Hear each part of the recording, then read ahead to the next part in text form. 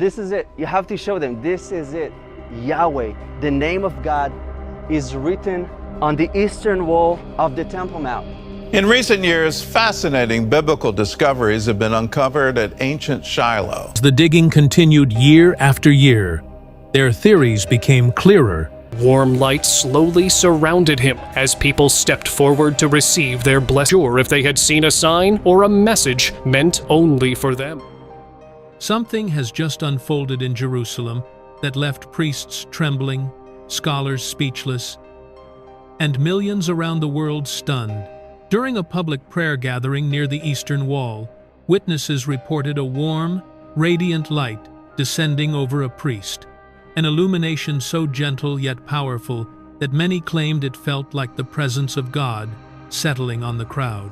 What makes this moment even more extraordinary is how perfectly it aligns with shocking biblical prophecies already echoing across Israel. The ancient name of Yahweh appearing in stone, archaeological discoveries confirming scripture, and a massive spiritual awakening among Jewish believers. Stay with us, and before we begin, remember to like, comment, and subscribe to support this message reaching more people. During a crowded evening prayer ceremony near the Eastern Wall, directly facing the sealed Golden Gate worshippers gathered to intercede for the peace of Jerusalem. The atmosphere was ordinary at first. Soft chanting, the murmured recitation of psalms, and a priest raising his hands toward heaven. But within moments, everything changed. A warm, amber gold light descended from above, settling on the priest like a living mantle. It did not behave like artificial light, no beam, no flicker, no recognizable source. Witnesses described the sensation as heat without burning, peace without fear, and radiance without blinding glare. As the light wrapped around him, people dropped to their knees. Others began weeping uncontrollably. Videos captured the moment, but strangely, the light appeared different depending on each device. Some saw a soft glow, others a column of brightness, others a halo-like sphere pulsing gently. This inconsistency only deepened the mystery.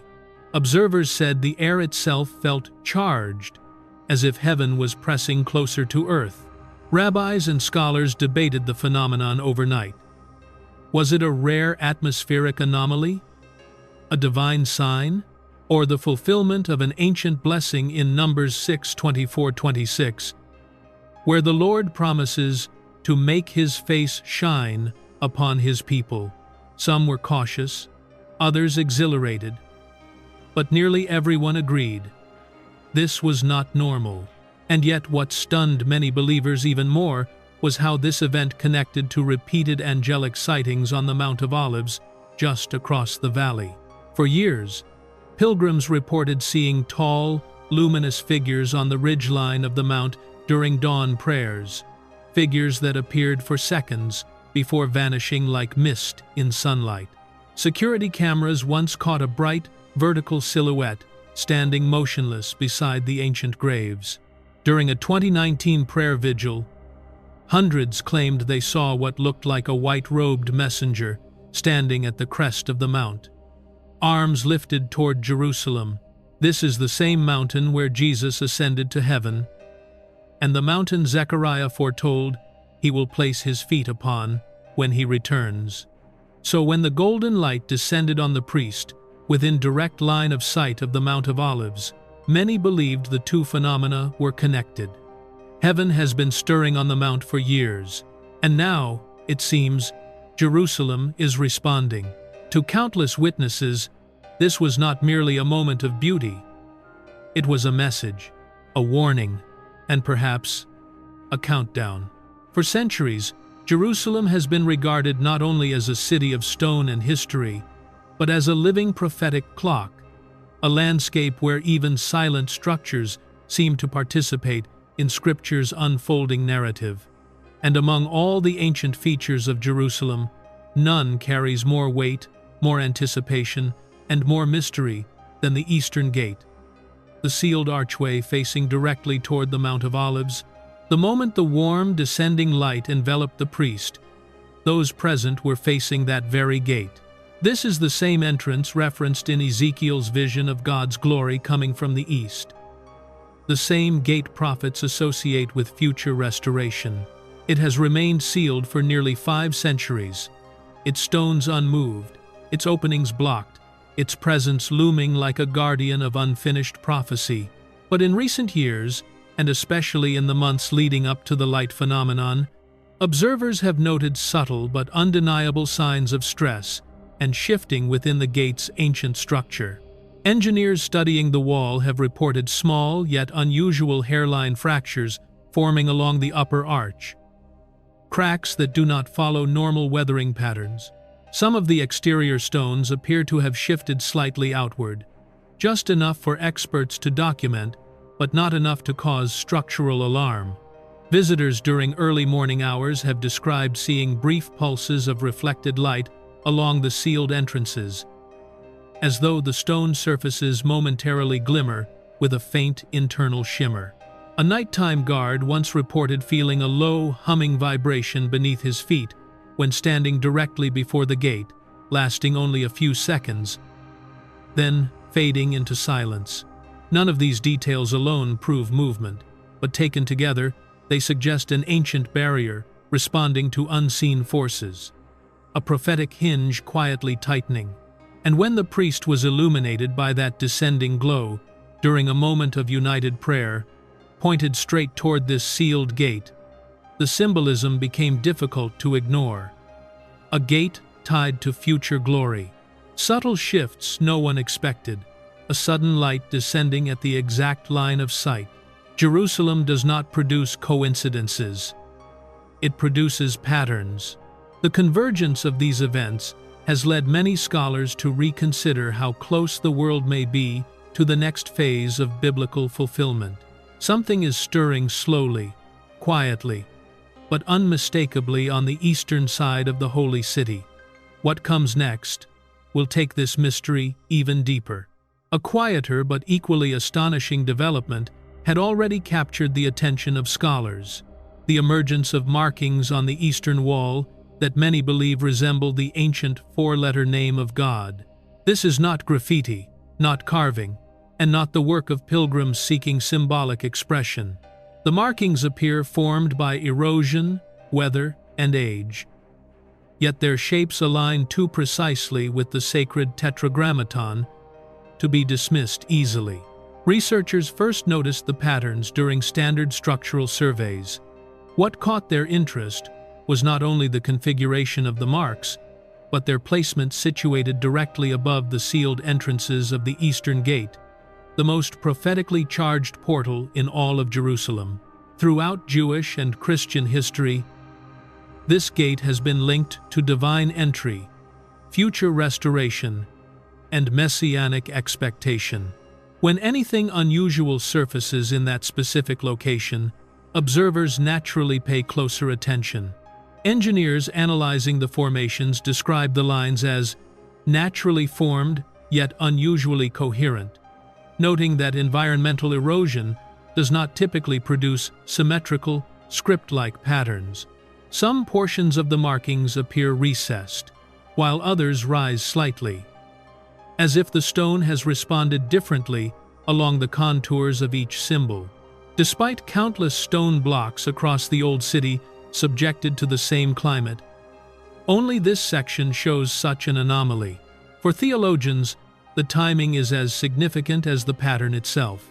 For centuries, Jerusalem has been viewed as the city where God chose to place His name, an idea rooted in ancient texts and repeated through generations. Yet that concept has usually been interpreted spiritually rather than literally. Now, with patterns emerging on the wall, in a shape many identify as the divine name, a long-standing belief seems to be taking physical form. Public reaction has been mixed. Some visitors stand before the wall in tears, overwhelmed by the possibility that God's identity is resurfacing in the stones of His city. Others warn against reading too much into natural formations. Still, the debate itself reveals how deeply the markings have affected both scholars and worshippers. Even those skeptical of supernatural interpretation admit that the location, precision, and timing raise questions difficult to ignore. What intensifies the intrigue is the broader prophetic landscape surrounding the Eastern Gate. This area has been the focal point of messianic expectation for thousands of years. Every shift, every unusual marking, every structural anomaly draws renewed attention because of what Scripture associates with this gateway. In the end, the appearance of these patterns may represent something more than erosion, a symbolic resurfacing of identity, a reminder of sovereignty, or a signal that Jerusalem's ancient narrative is entering a new chapter. Long before modern debates about signs in Jerusalem began, the soil of ancient Shiloh was already speaking quietly, persistently, and with a clarity that challenges centuries of skepticism. What archaeologists are uncovering there does not feel like ordinary excavation. It feels like the earth itself is testifying, revealing layers of Israel's earliest worship, just as Scripture described it. To many scholars, Shiloh has become the place where history and prophecy shake hands. The heart of the excitement lies in a large, rectangular foundation uncovered near the summit. Its measurements, orientation, and layout mirror the instructions given in Exodus for the tabernacle. One archaeologist remarked that standing on the outline is like walking through the book of Exodus with the pages turned outward. Even the direction matches the biblical pattern. You shall set the entrance of the tent facing east. Exodus 26-36. The stones at Shiloh stand as if silently validating that verse. Nearby, researchers discovered an enormous deposit of animal bones, tens of thousands of fragments. At first, this seemed typical for an ancient sacrificial site. But as analysis continued, a startling pattern emerged. And cattle.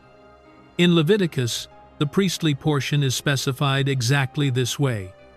You are to give the right thigh to the priest as a contribution. Leviticus 7:32. The soil appears to have preserved obedience. Another dramatic find was a massive city gate structure with collapsed chambers, aligning strikingly with the account of Eli's death in 1 Samuel 4:18, where he fell backward from his seat by the gate and died. The architecture's dimensions and destruction pattern correspond so closely that several scholars consider it the most compelling physical link ever found to the judge-priest era. What makes these discoveries extraordinary is not simply their accuracy, but their timing.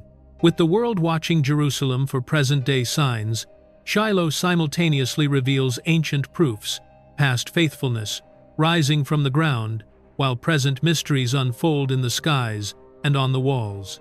When past testimony and present signs converge, prophecy often accelerates. It is as though God is reopening earlier chapters so that the final chapters can be read with understanding. These findings challenge not only historians, but every person who wonders whether the Bible's oldest stories were symbolic or literal. At Shiloh, the stones answer that question with striking confidence. If this journey fascinates you, like, comment, and subscribe to follow the unfolding story.